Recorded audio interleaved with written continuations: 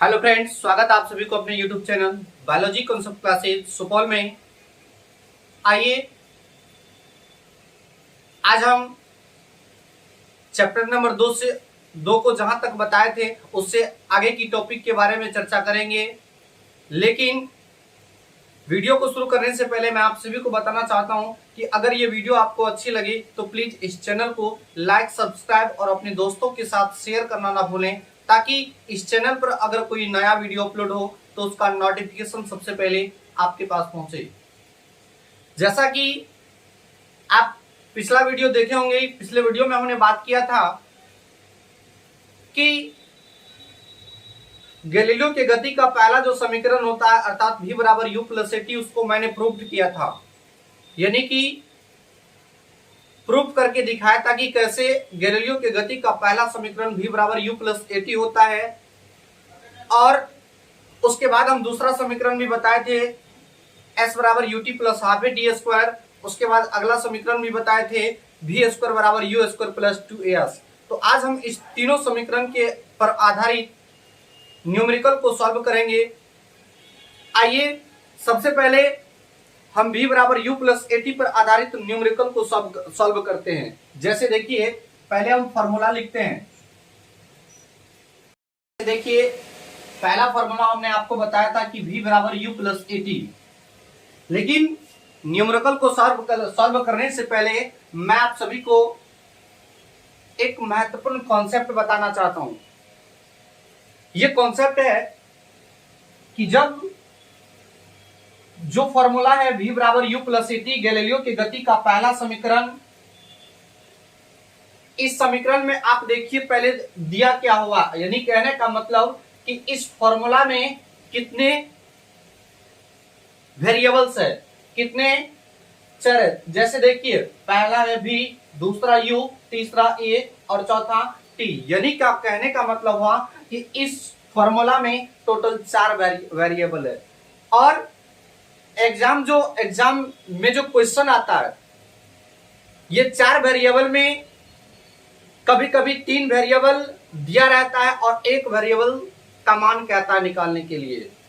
और कभी कभी क्या होता है कि 2 वेरिएबल का मान दिया हुआ रहता है और 1 वेरिएबल पे क्वेश्चन के माध्यम से इंडिकेट किया जाता है, संकेत किया जाता है, और चौथा वेरिएबल का वैल्यू पूछा जाता है। तो इस फॉर्मूला से आप 4 चीज निकाल सकते हैं। v का मान भी निकाल सकते हैं, u का मान भी निकाल सकते हैं, a का मान भी निकाल सकते हैं और t का मान भी निकाल सकते हैं। सबसे पहले आप देखिए कि यहाँ पे v क्या है, u क्या है, a क्या है और t क्या। हम लिख देते हैं यहाँ पर।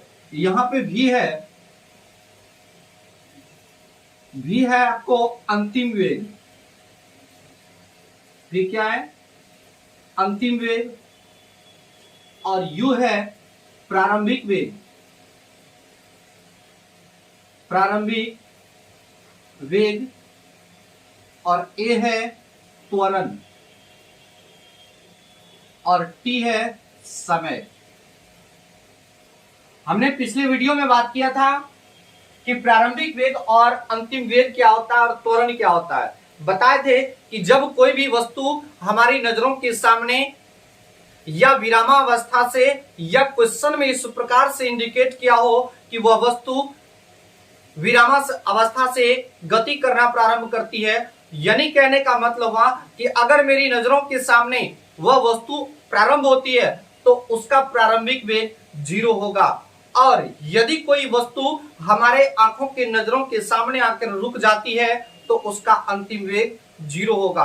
और त्वरण भी हमने आपको बताया था कि त्वरण क्या होता है। त्वरण जो होता है वह प्रति सेकंड स्पीड में होने वाली परिवर्तन की दर को कहा जाता है। यानी त्वरण स्पीड में चेंजिंग लाता है, स्पीड में परिवर्तन लाता है।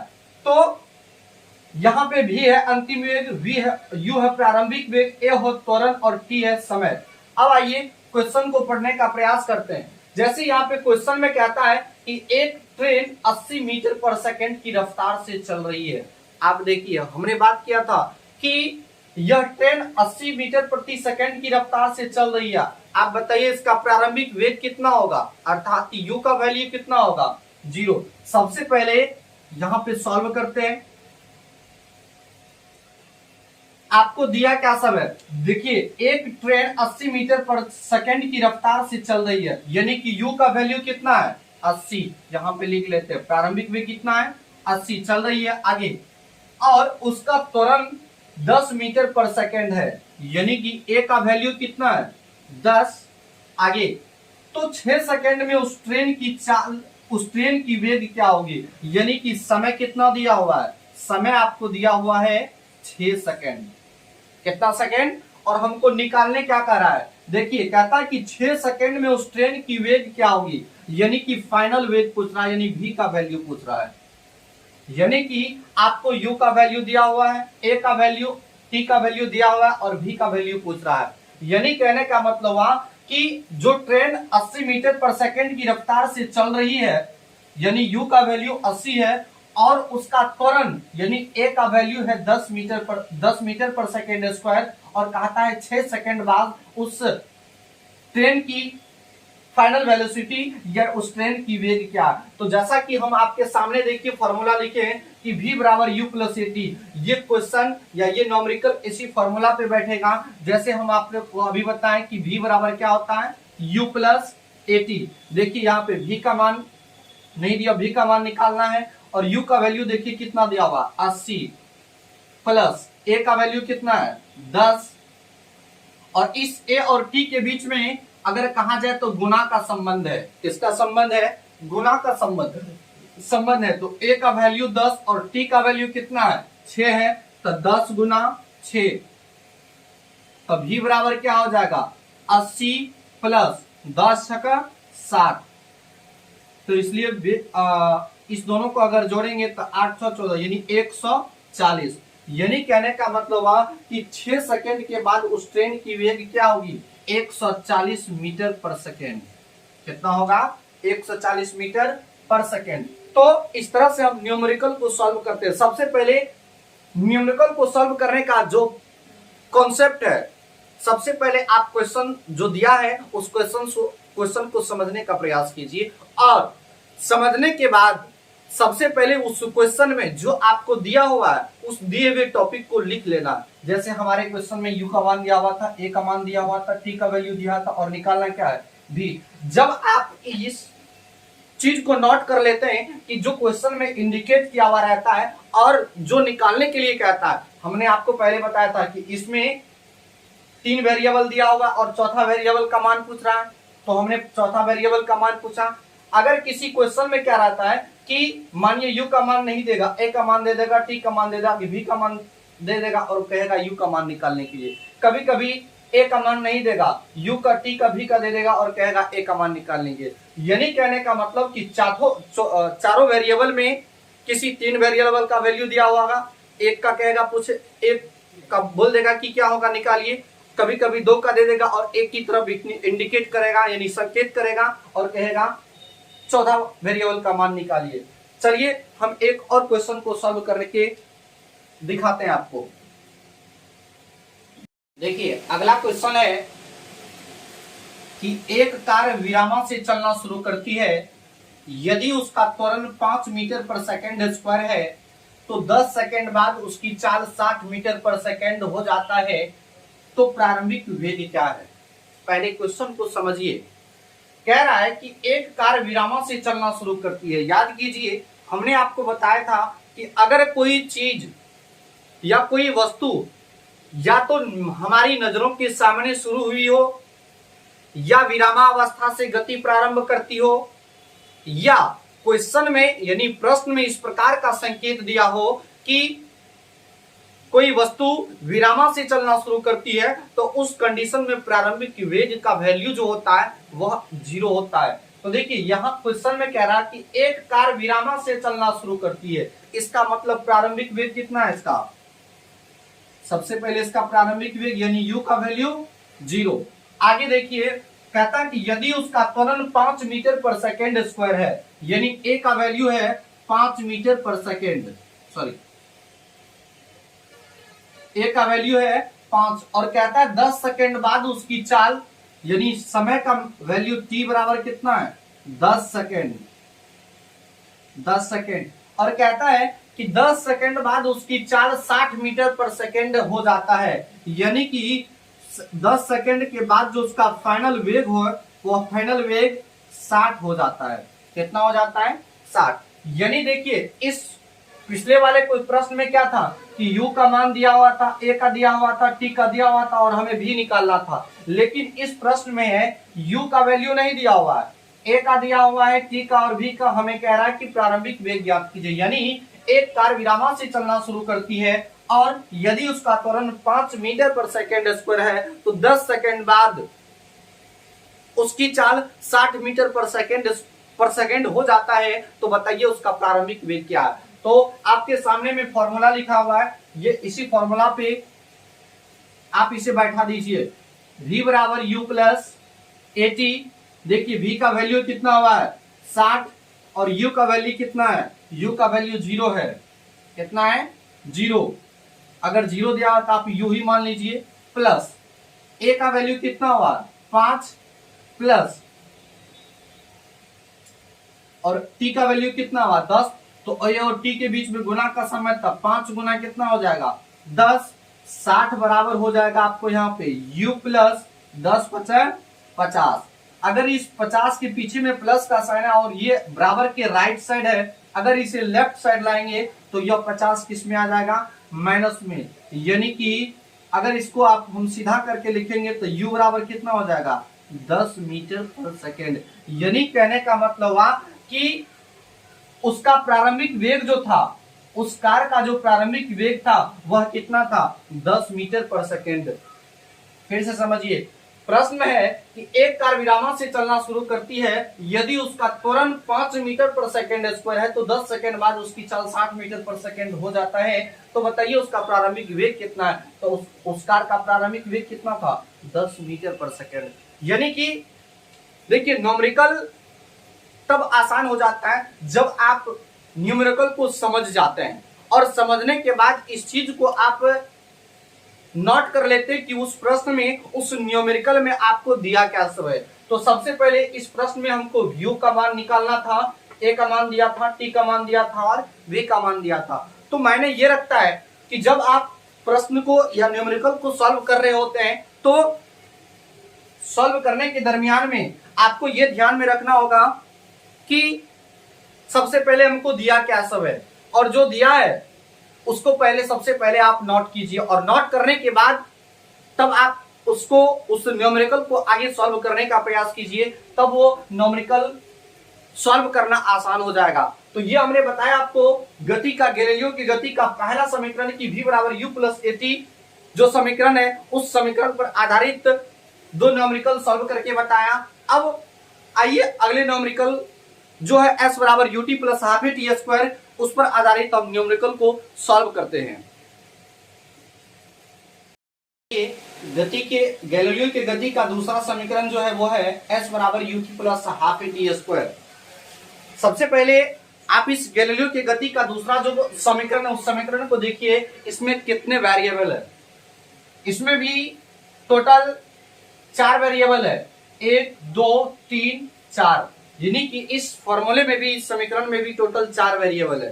तो इस चारों वेरिएबल में भी वही कंडीशन होता है जो एग्जाम में जो प्रश्न आता है, एग्जाम में जो क्वेश्चन आता है उसमें, उस क्वेश्चन में या उस प्रश्न में 3 वेरिएबल दे देगा और चौथा वेरिएबल का वैल्यू पूछेगा, या नहीं तो 2 वेरिएबल दे देगा और तीसरे वेरिएबल में या तीसरे वेरिएबल की तरफ आपको क्वेश्चन के माध्यम से ही इंडिकेट करेगा, डायरेक्ट नहीं वहां पे दर्शाएगा लेकिन इंडिकेट करेगा, जिसे स्टूडेंट को समझने में परेशानी हो, और चौथा वेरिएबल का मान पूछता है। तो सबसे पहले आप देखिए कि गति के, गैलीलियो की गति का जो दूसरा समीकरण है s बराबर ut plus half T square, इसमें टोटल 4 वेरिएबल है। इसमें s है, u है, t है, a है और t है। देखिए यहाँ पे s क्या है, हम लिख लेते हैं, s है डिस्टेंस, दूरी, u तो आपको पता ही है कि प्रारंभिक वेग है, प्रारंभिक वेग है, और ए त्वरण है और टी क्या है, समय है। टी क्या है, समय है। और एक बात और समझिए, होता क्या है कि जब आप न्यूमेरिकल को सॉल्व कर रहे होते हैं तो न्यूमेरिकल को सॉल्व करने के दरमियान सबसे पहले आपको एक बात की जानकारी होनी चाहिए, वो ये है कि आपके प्रश्न में, आपके क्वेश्चन में जो मान दिया हुआ है आप सबसे पहले उसे नोट कीजिए और क्वेश्चन को समझने का प्रयास कीजिए। जैसे आइए इस गैलीलियो की गति के दूसरे समीकरण पर आधारित हम प्रश्न को सॉल्व करते हैं। जैसे प्रश्न है आपके सामने कि एक कार 40 मीटर पर सेकंड की वेग से चलती है। याद कीजिए, हम आपको पिछले वीडियो में बात किया था कि अगर कोई वस्तु विरामा से चलना प्रारंभ करती है या मेरी नजरों के सामने शुरू हुई हो या प्रश्न में इस प्रकार का इंडिकेट किया हुआ हो कि वह कार या वह वस्तु विरामा से चल रही हो, तो उस प्रकार या उस कंडीशन में हम प्रारंभिक वेग का वैल्यू कितना मानते हैं, 0 मानते हैं। तो देखिए ये प्रश्न में कह रहा है कि एक कार 40 मीटर पर सेकंड की वेग से चल रही है, यानी कि वह कार जो है 40 मीटर पर सेकंड की ओर से वेग से क्या कर रही है, चल रही है। यानी कहने का मतलब है कि उसका प्रारंभिक वेग कितना है, 40 है। प्रारंभिक वेग 40 है। और आगे कहता है कि उसका त्वरण 10 मीटर है, यानी कि ए का वैल्यू कितना दिया हुआ है, 10। और कहता है कि वह 6 सेकंड में कितनी दूरी तय करेगी, यानी कि यहाँ पे टी का वैल्यू दिया हुआ, यानी समय का वैल्यू दिया हुआ 6 सेकंड और हमें मांग रहा है किसका, एस की वैल्यू, यानी कि एस दूरी है, यू प्रारंभिक वेग, ए त्वरण और टी समय। यानी कि इस वेरिएबल में देखिए यू का वैल्यू दिया हुआ है, ए का दिया हुआ है, टी का दिया हुआ और हमें मांग कौन सी करा है, एस का वैल्यू पूछ रहा है। तो आइए हम इस प्रश्न को सॉल्व करते हैं। जैसे आपको पता है कि एस बराबर UT plus half A T square होता है, UT plus half A T square होता है। तो आप इस फॉर्मूले पर इसे बैठा दीजिए, यू का वैल्यू कितना हुआ है 40 और यू और टी के बीच में गुना का संबंध है, तो हम यहाँ पे लिख सकते हैं 40 गुना टी का वैल्यू कितना हुआ 6, 40 गुना 6, इसे कोष्ट में बंद कर दीजिए, प्लस 1/2 गुना ए का वैल्यू कितना हुआ, यहां से देखिए 10 है, ए का वैल्यू कितना हुआ 10 और टी का वैल्यू कितना हुआ 6, लेकिन टी स्क्वायर है यानी 6 पर क्या होगा, स्क्वायर होगा। तो जब आप 6 का स्क्वायर कीजिएगा तो इसका मतलब हुआ है कि 6 गुना 6 यानी बराबर 36। तो हम डायरेक्ट यहाँ पे 36 लिख देते हैं। अब इसे सॉल्व कीजिए, यानी s बराबर होगा 40 को अगर 6 से गुना कीजिएगा तो 240 प्लस इसे आप काटिए, इस 2 को आप 36 से काटिएगा तो 2 18 दूनी 36 होगा, कितना होगा 18। अब इस 18 को 10 को अगर 1 को गुना किया जाता 18 यानी 180 होगा, कितना होगा 180। अब 240 और 180 को जोड़िए, 0 8 4 12 का 2 2 1 3 और 4 यानी कि 420 मीटर, 420 मीटर इसका आंसर होगा। यानी एक कार यदि 40 मीटर की रफ्तार मीटर पर सेकंड की वेग से चल रहा है और उसका त्वरण दिया हुआ है कितना 10 मीटर पर सेकंड, तो वह 6 सेकंड के बाद वह कितनी दूरी तय करेगी, तो वह 6 सेकंड के बाद कितना दूरी तय करेगी 420 मीटर। यानी कि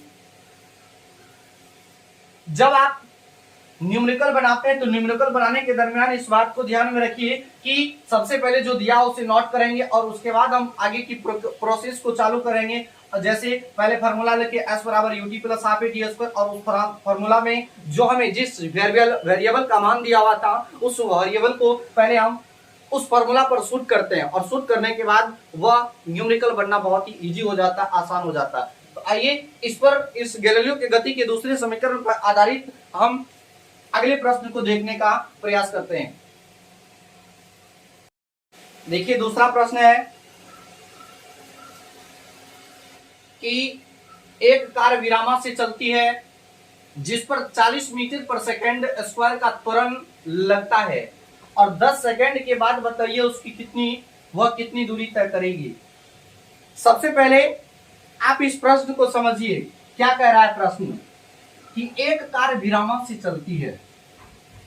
याद कीजिए हमने बताया था आपको कि अगर कोई भी चीज विरामा से चलना शुरू करती है तो उसका प्रारंभिक वेग 0, अगर मेरे सामने रुकती है यानी नजरों के सामने रुकती है तो उसका अंतिम वेग 0। तो यहाँ पे एक कार विरामा से चलना शुरू करती है, यानी कि आपको प्रश्न में इंडिकेट कर रहा है कि वह कार विरामा से चलना शुरू करती है और उसका प्रारंभिक वेग क्या हो जाएगा, 0 होगा। और कहता है कि 40 मीटर पर सेकंड का त्वरण लगता है, तो 10 सेकंड के बाद बताइए उसकी दूरी कितनी होगी। यानी कि यहां पे आपको मान क्या सा दिया हुआ है, देखिए u का वैल्यू आपको दिया हुआ है कितना, 0, जिस पर 40 मीटर पर सेकंड स्क्वायर का त्वरण लगता है, यानी कि a का वैल्यू कितना है 40, और कहता है 10 सेकंड बाद, यानी t का वैल्यू कितना हुआ, t का वैल्यू है 10 सेकंड, t का वैल्यू कितना है 10। तो कहता है कि कितनी दूरी के बाद यह डिस्टेंस अपना तय करती है।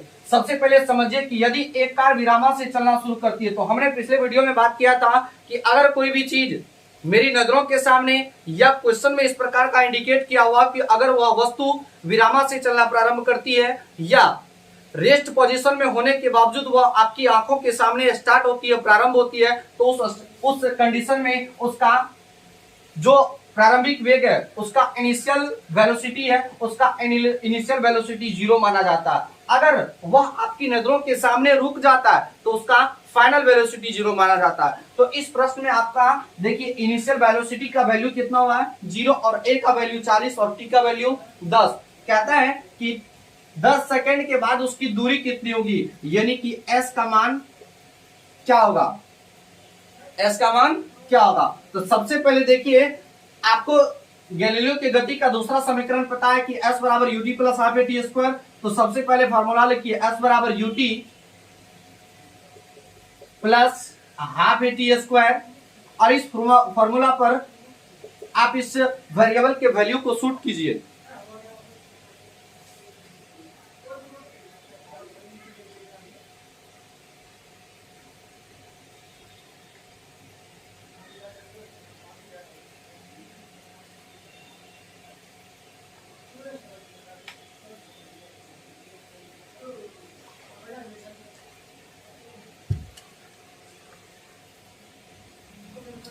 देखिए u का वैल्यू कितना हुआ 0 और t का वैल्यू कितना हुआ 10, यानी कि 0 गुना 10, इसे एक ब्रैकेट में बंद कर दीजिए। 1/2 गुना a का वैल्यू कितना है 40 गुना t का वैल्यू कितना है 10, लेकिन t पर स्क्वायर है तो आप अगर 10 का स्क्वायर कीजिएगा तो इसका मतलब हुआ 10 गुना 10। अगर 10 को 10 से गुना कीजिएगा तो कितना होगा 100। तो हम यहाँ पे डायरेक्ट लिख देते हैं 100, और अब यहाँ इसे काटिए, 2 को और 40 से काटिए तो कितना होगा 20 से कटेगा। अब s बराबर क्या है, अगर किसी भी चीज को आप 0 से गुना कीजिएगा तो वो 0 ही निकलता है, यानी कि 0 को 10 से गुना कीजिएगा तो ये पूरा फॉर्म क्या हो जाएगा 0 प्लस, अगर आप इसे गुना कीजिएगा तो इसको ये कितना हो जाएगा 100 को अगर 20 से गुना कीजिएगा तो ये हो जाएगा आपको 2000, यानी कि s का वैल्यू कितना निकला 2000 मीटर। यानी कि वह कार जो है 10 सेकंड के बाद 200 मीटर की डिस्टेंस तय करेगी। यही आपका आंसर है, यही आपका उत्तर है।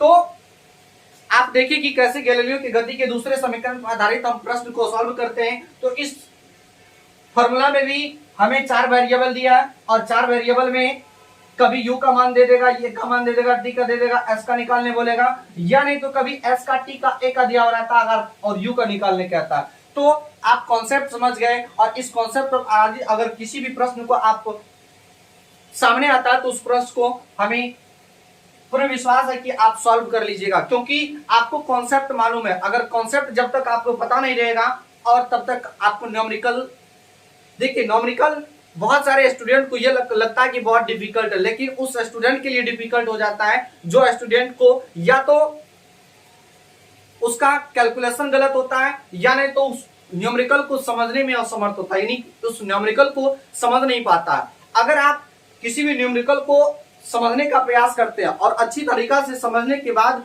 उस न्यूमेरिकल को में जो वेरिएबल का वैल्यू दिया हुआ है उस वैल्यू को आप सबसे पहले नोट कीजिए, और उसके बाद फॉर्मूला पर आधारित उस वेरिएबल को शूट कीजिए। आइए अब हम गैलीलियो की गति के तीसरे समय पर आधारित न्यूमेरिकल को सॉल्व करते हैं। देखिए गैलीलियो की गति का तीसरा समीकरण है v स्क्वायर बराबर u स्क्वायर प्लस 2as। इस समीकरण में भी आपको देखिए कितना चीज दिया हुआ है, पहला, दूसरा, तीसरा और चौथा, यानी कि इस समीकरण में भी, इस इक्वेशन में भी आपको 4 वेरिएबल दिए हुए हैं। v दिया हुआ है, u दिया हुआ, a दिया हुआ और s दिया हुआ। इस 4 वेरिएबल में आपको 3 दे देगा, एक का मान पूछेगा, 2 देगा यानी तो तीसरा का मान पूछेगा, एक की तरह इंडिकेट करेगा। तो आप घबराइएगा नहीं। सबसे पहले आप देखिए कि इसमें क्या सब दिया हुआ। ये v है फाइनल वेग, u है प्रारंभिक वेग, a तो आपको पता ही है त्वरण है, और s है दूरी। हम यहाँ पे लिख देते हैं s बराबर है, ये s है आपकी डिस्टेंस, और a है त्वरण, u है प्रारंभिक वेग,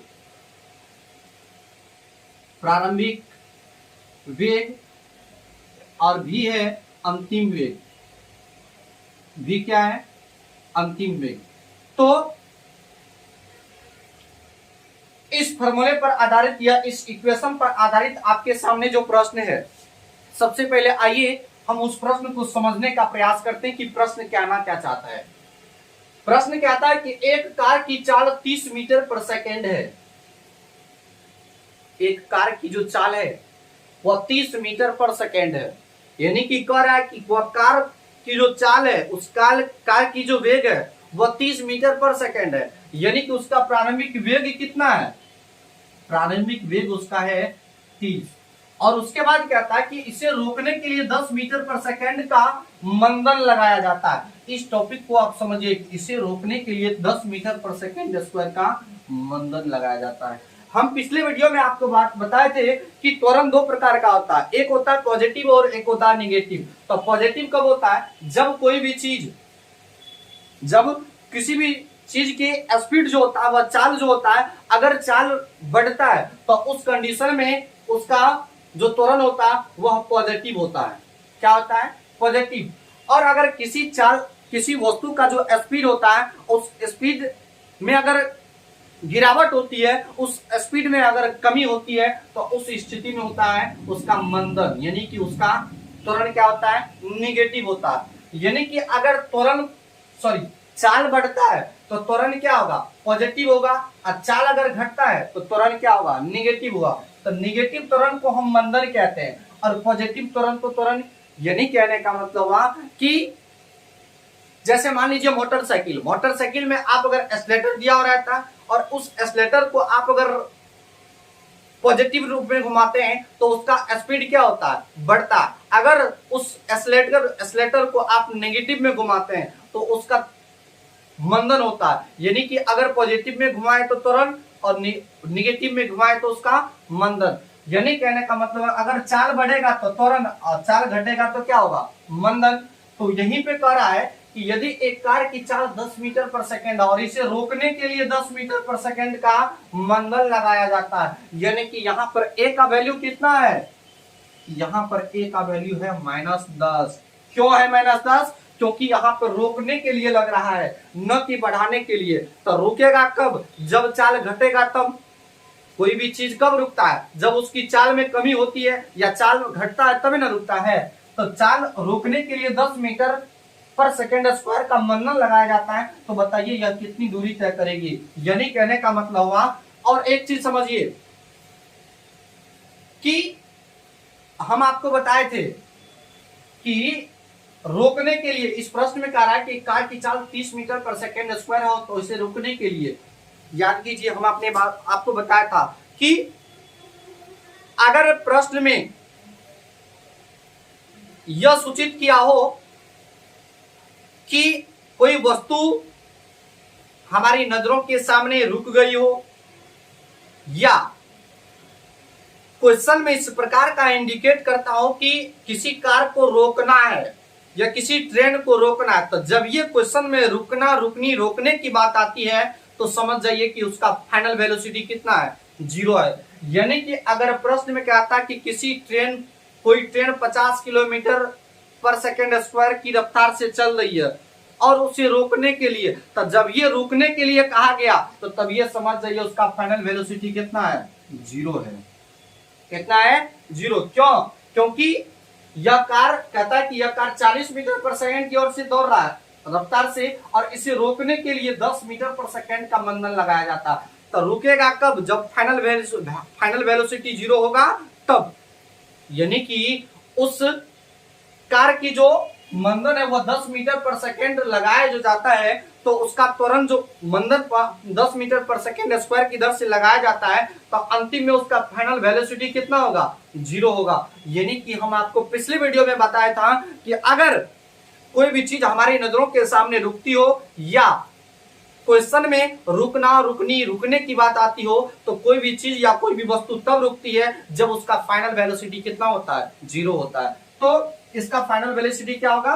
0। और हमें पूछ रहा है कि इसके s का वैल्यू कितना होगा। बताइए डिस्टेंस क्या होगा, कितनी दूरी तय करेगी।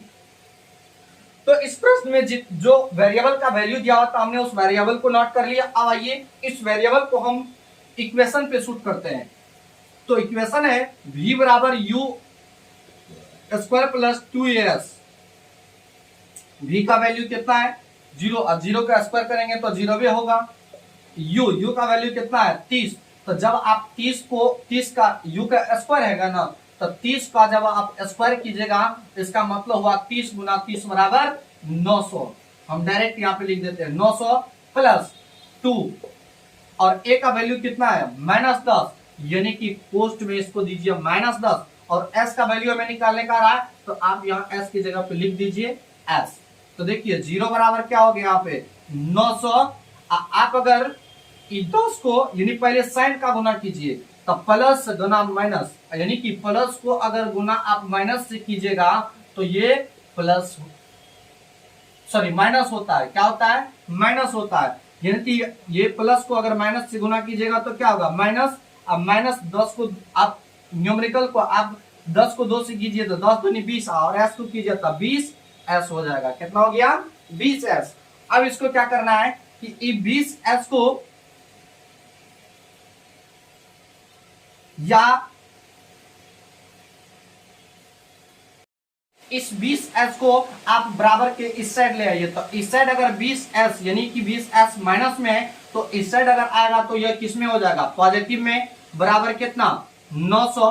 और यहाँ पे काटिए, ये एक 0, ये 0 से कट गया, तो s बराबर कितना हो जाएगा? 900। अब बटे कितना?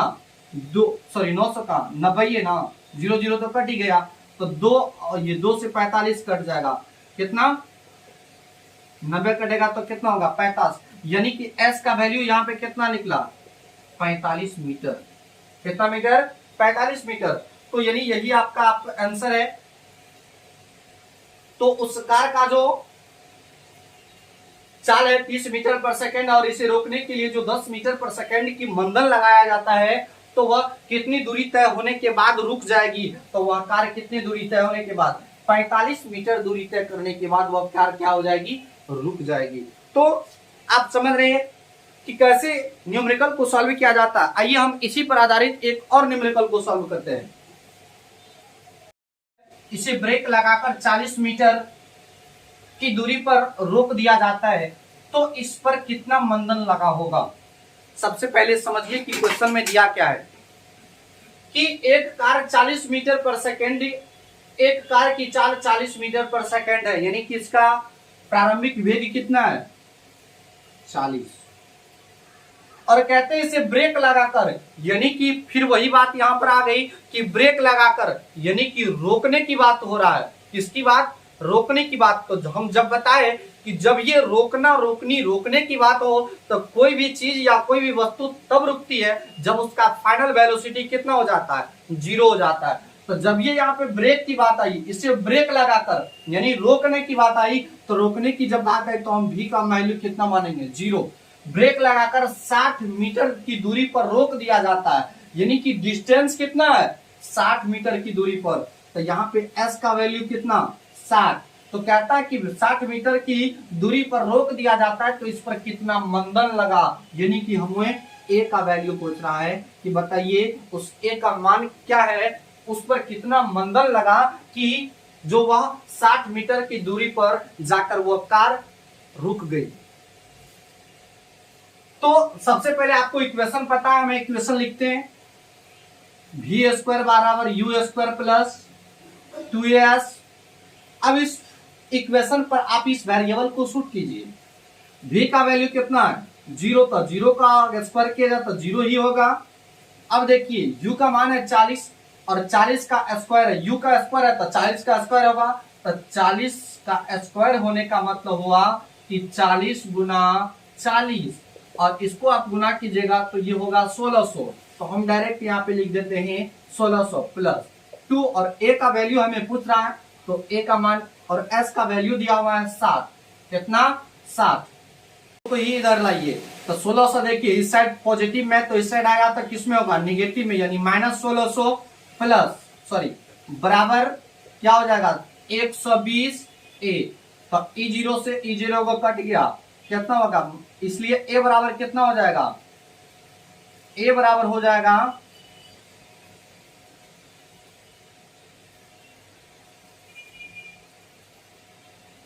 -160 अब बटे 12, कितना हो जाएगा? 12। अब इसे काटिए, 3 चौका 12 और 3 चौका 12 और 40 चौका 160।